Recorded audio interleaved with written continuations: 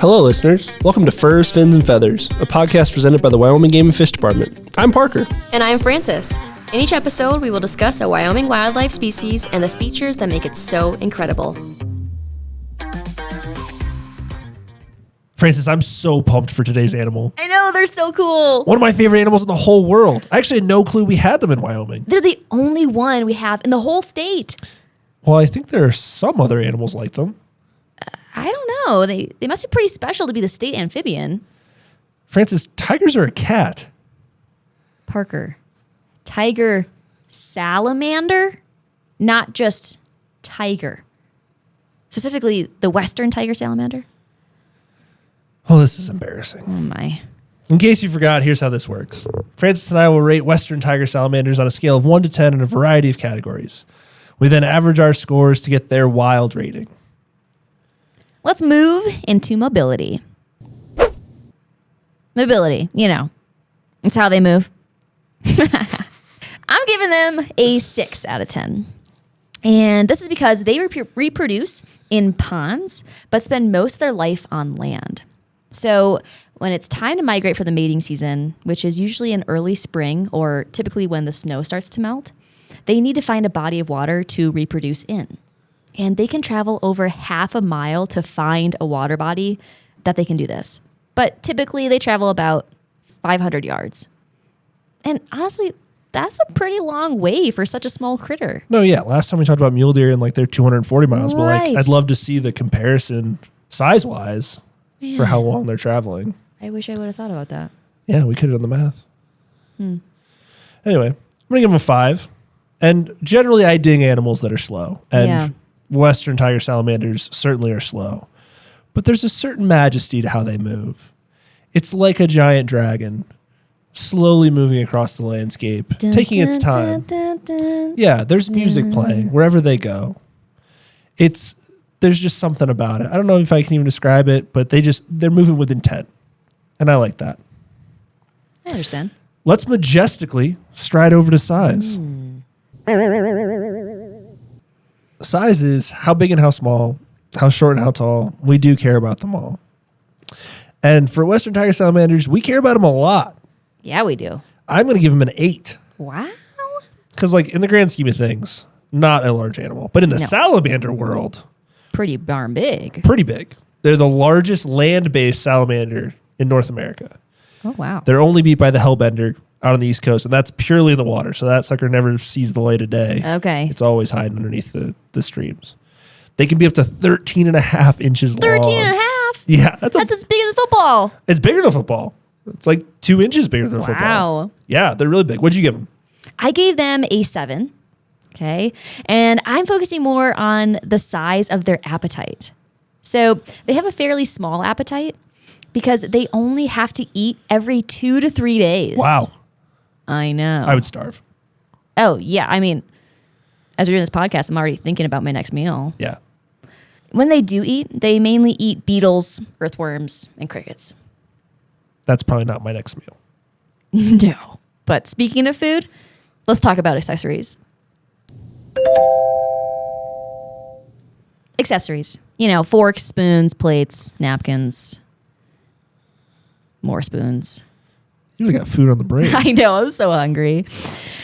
I'm just kidding. Accessories are the special features that the animal has. Our western tiger salamander, I'm giving them a 3, which isn't great. But I'm talking about their burrows. So they dig their own burrows, and burrows are basically like underground tunnels. And they can be up to 2 feet deep. 2 feet deep. I know. And you gave them a 3? Yeah. Francis, it's like a little soft salamander thing. You just told me that they're 13 and a half feet or 13.5 inches long. Yeah, but That's only twice their body size. Okay. Yeah. When you put it like that, I suppose I'll chill out a little bit. Yeah. What do you got? I gave him a 7. Oh, okay. Why? And maybe it's because this is the first amphibian we've done. Yeah. So we're pretty excited about it. But they can lay up to 2,000 eggs. Oh. So when you go from mule deer, even snowshoe hares, we were talking 6 or 7, go to 2,000. Now we're cooking. Yeah, I'd say. That's really incredible. And so that really benefits their reproductive success. That helps them get more western tiger salamanders out onto the landscape. And I love that. Yeah, good for them. Let's burrow into style. Style is how attractive is that animal? Do they have any special colorations, any special markings? And the answer for the Western tiger salamander is yes, they do. Okay. Both of them. I'm giving them an 8. Wow. And this is one of those rare animals that actually looks different depending on where you see it. And so these Western tiger salamanders range all the way from Montana down to Mexico in like the Mountain West U.S. But their markings look different depending on where you are. And it helps them better camouflage into their local environments. Is that because of elevation? Is that the rocks? I think it's an evolutionary trait. And so based on where they are and the composition of their surroundings, they've evolved to be more hidden in those things. And so Western Colorado looks very different than Eastern Wyoming. And so those tiger salamanders look very different, but they're the same species. So I think that's incredible. What did you give them? I also gave them an 8. Great minds. Twinsies. I think they deserve an 8 because of a special process they go through called metamorphosis. Metamorphosis is when the Western tiger salamander's body grows from a baby form to an adult form. And when they are babies or larvae, they are in an aquatic environment, so in water. And as they grow through those different processes or those different stages of their life, they will then become adults and live on land or in terrestrial environments. So when they're in that baby form, does that mean they breathe water? Yeah, exactly. And then they have their body changes, like I said, and then they'll grow lungs to be able to breathe air on land. It's like a salamander butterfly. Yeah. That's very cool. A Western monarch salamander. I'm just kidding. Changing the subject. It's intimidation factor time. Intimidation factor is how scary the animal is to us or to other animals. I am going to give our Western tiger salamanders a 9 out of 10. A 9 is a high score for a 13.5-inch salamander. I know. I was shocked too when I gave them this score, but they absolutely deserve it. They're cannibals. Cannibals? Yeah, they eat each other. And they eat each other when their puddles dry up. So when they're in that larva stage, right, when they're in their aquatic ecosystem, when they're reliant on living in water, once it dries up, they start to eat each other. Oh my God. Well, I guess that makes sense. So they're competing for resources. Right. And there's less competition if you just water, eat your less resources. space to move, less food in the area. And they're like, well, I guess I'm going to eat you. Yikes. I know. That's tough. I know. So I gave them a 6 because they have this really unique defense mechanism. And it's actually, now that I think about it, kind of similar to monarch butterflies. How so? So they secrete this milky substance from their skin if they feel threatened. And if they're eaten with that milky substance, they can be really toxic for whatever eats them. And it might even lead to that animal dying.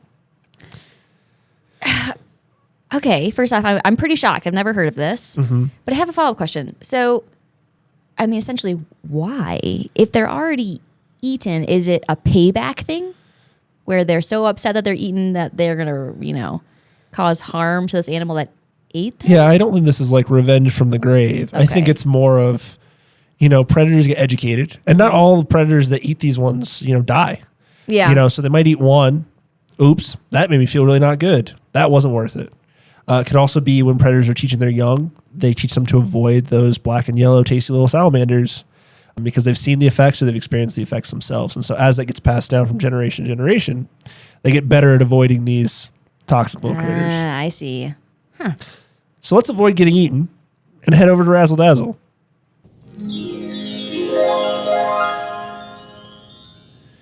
Razzle Dazzle are those unique features that this animal has that no other animal may have. For Western tiger salamanders, I'm going to focus on their opercularis muscle. What? What is that? I'm not going to repeat it again because it was hard to say the first time. Okay. But essentially, it's this muscle that allows them to sense vibrations in their forearms. What? So why do you think they would want to sense vibrations in their forearms? Well, they're on the ground. Yeah. Right. So if it's like there's rumblings happening on the ground, they can sense it and notice if something's happening near them or coming toward them. Especially if that thing's coming from behind them. Because in front they can see, right? Right. But behind, it's almost like they've got this like radar where they can feel it coming. So when you say they're 4 arms, I know I'm thinking of we have 2 forearms, right? Yes. But they have 4, right? Their front arms sets and their back legs. So I should have explained this better. Okay. They're front arms. Okay, so just their Yes. front arms. Yes. Not their back legs as well. Okay. That's still cool. Good question. Yeah, still cool. I gave them an 8 out of 10. And this is because of the way that they communicate. And I just think it's absolutely darling. They rub their noses together and their tails together. Huh. So they don't like make any noises. No. They're just rubbing noses and tails. Huh. I know. Isn't that sweet? That is kind of sweet. I know. Just snuggling up. Yeah. All right. Well, this has been really fun, but our producer has given us a signal to wrap up. So let's move on to the wild rating. Our wild rating is the average number of points given for all of our previously discussed categories. Can I get a drum roll, please?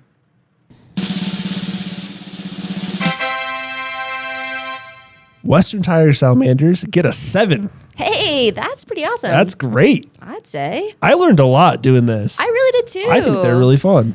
Higher than I would have expected. I agree. So now that we've learned about the Western tiger salamander, you may be interested in experiencing them in nature.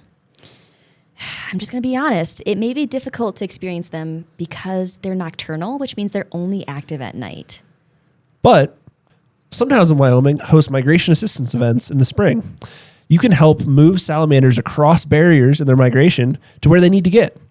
Look out for information from your local town to see if they host an event like this.